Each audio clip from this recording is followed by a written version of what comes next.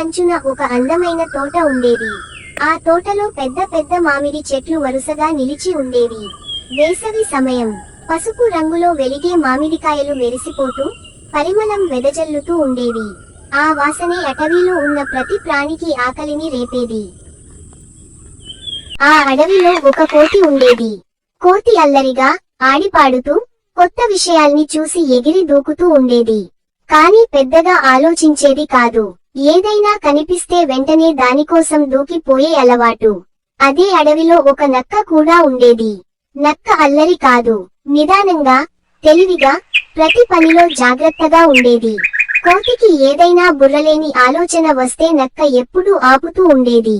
ఇద్దరి మధ్య చిన్న చిన్న గొడవలు ఉన్నా ఇద్దరూ మంచి స్నేహితులే. మామిడి చెట్ల వాసన. ఒకరోజు మధ్యాహ్నం కోతి చెట్టు మీద కూర్చొని విశ్రాంతి తీసుకుంటుంటే ఎక్కడో ఒక మధురమైన వాసన దాని ముక్కులో పడింది. ఈ వాసన ఎంత బాగుంది!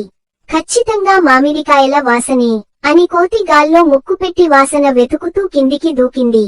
అది అడవి అంచుకు వచ్చినప్పుడు ఏమి కనిపించిందంటే ఓ పెద్ద మామిడి తోట. చెట్టు మీద పెద్ద ఎర్రటి, పసుపు రంగు మామిడికాయలు వేలాడుతున్నాయి. కోతి ఆనందంతో కళ్ళు పెద్దవయ్యాయి. అయ్యో, ఇవన్నీ తింటే ఏ మేరకు రుచి ఉంటుందో! అదే సమయంలో నక్క అక్కడికొచ్చింది. నక్క హెచ్చరిక. అయ్యా కోతి, అలానే నోరు కారుస్తూ ఏమి చూస్తున్నావు? నక్క, పండ్లు చూడు, ఎంత రుచిగా ఉన్నాయో. నేను వెళ్తున్నా, చెట్టెక్కి కొన్ని తెచ్చేస్తా. నక్క వెంటనే కోతిని పట్టుకుని ఇలా అంది.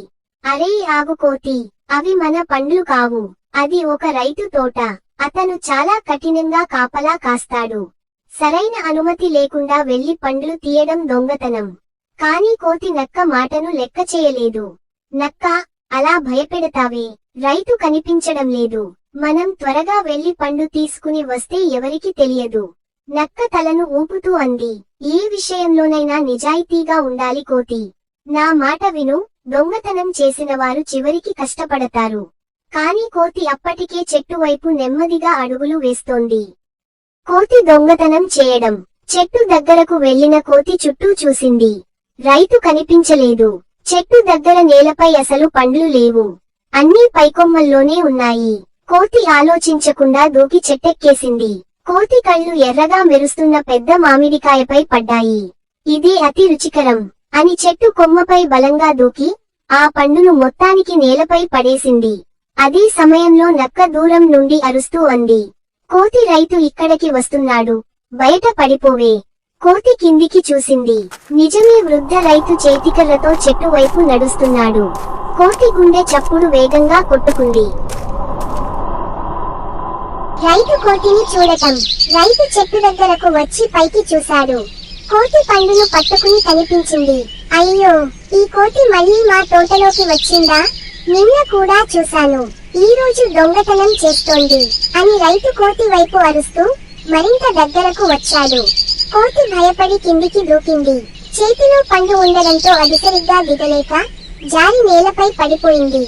అయ్యో, నా కాలు అని కోతి కేక వేసింది.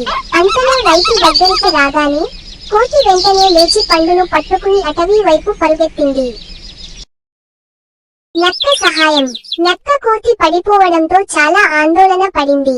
అది వెంటనే దాని దగ్గరకు వచ్చి దాన్ని పైకి లేపింది. చూశావా కోతి, నేను ముందే చెప్పాను, దొంగతనం చేస్తే కష్టం తప్పదు. నీకు ఏమైనా అయిందా? కాస్త నొప్పిగా ఉంది, కానీ రైతు నుంచి తప్పించుకున్నానని సంతోషం. ఇద్దరూ అడవిలోని ఒక బండరాయి మీదికి వెళ్లి కూర్చున్నారు.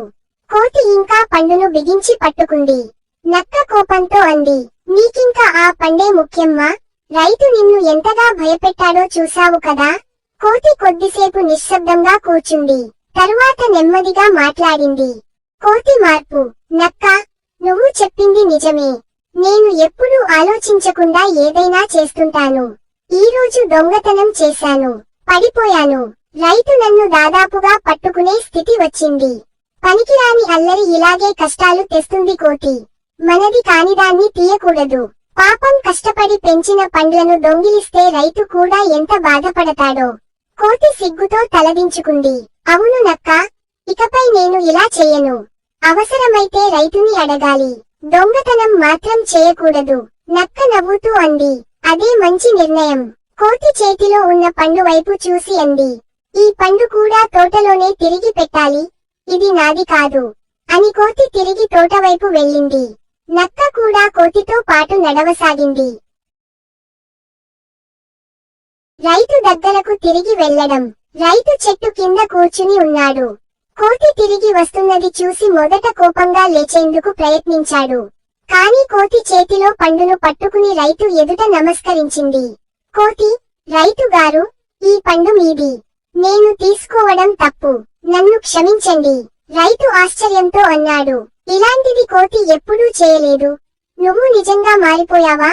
కోతి, అవును, మళ్ళీ ఇక్కడికి దొంగతనం చేసేందుకు రాను, మీకు హాని చేయను. నక్క కూడా అంది, రైతు గారు, కోతి ఈరోజు పాఠం నేర్చుకుంది, దయచేసి క్షమించండి. రైతు చిరునవ్వు నవ్వి అన్నాడు, నిజాయితీగా తప్పు ఒప్పుకున్న వారిని ఎందుకు క్షమించకూడదు? క్షమిస్తున్నా, ఇకపై పండ్లు కావాలంటే అడుగు, ఇస్తాను. కోతి ఆనందంతో పైకెగిరి, ధన్యవాదాలు రైతు గారు అని చెప్పింది. రైతు అప్పుడు 2 పండ్లు కోసి కోతికి, నక్కకు ఇచ్చాడు. ఇద్దరూ సంతోషంగా అడవి వైపుకు వెళ్లిపోయారు. కథ నీతి: దొంగతనం చేస్తే ఎప్పుడూ భయం వెంటాడుతుంది. నిజాయితీ ఉన్నవారికి ధైర్యం, గౌరవం లభిస్తాయి. తప్పు చేసినప్పుడు ఒప్పుకొని క్షమాపణ చెప్పడం ఒక గొప్ప గుణం. జాగ్రత్త, ఆలోచన, స్నేహితుల మంచి మాటలు ఎప్పుడూ వినాలి. Subscribe now. Subscribe now.